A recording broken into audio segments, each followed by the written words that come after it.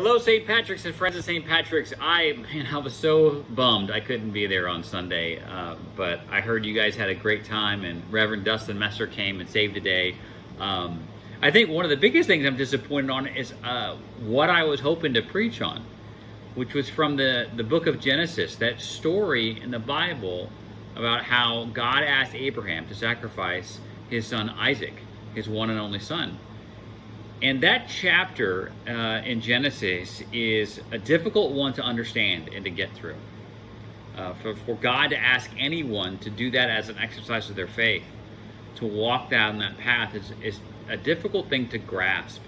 But I think something's helpful, and I know I didn't get to preach on it, but walking away from it, I think what I would have said on Sunday to everyone is that the best way to read that passage is in light of what God ultimately does through his son, Jesus Christ. It says in the Greek Septuagint, it actually uses the same word too, that Abraham is commended because he did not withhold, he did not spare his son to God. And at the last moment, of course, the angel comes down and stops Abraham from actually following through.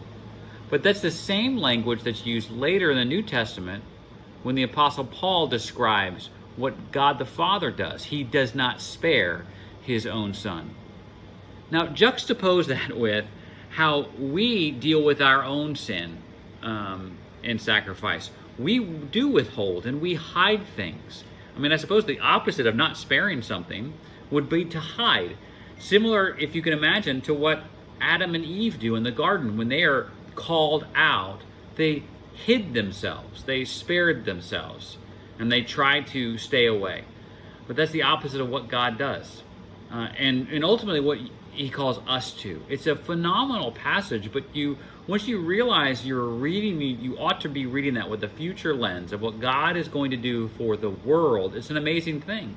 Just take, for example, one of the illusions that connect, and it's this idea of 3 days. It took Abraham and Isaac and his servants 3 days to go to this spot that God set out for him to make the sacrifice.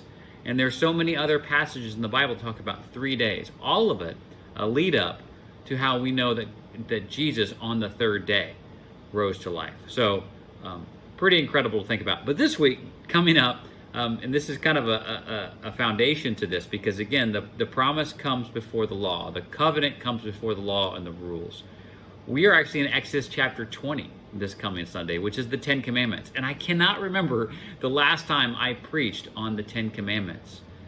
I'm looking forward to it. We've been in the season of Lent reading the 10 Commandments each service, the Decalogue, and asking the Lord to have mercy on us as we try to follow it.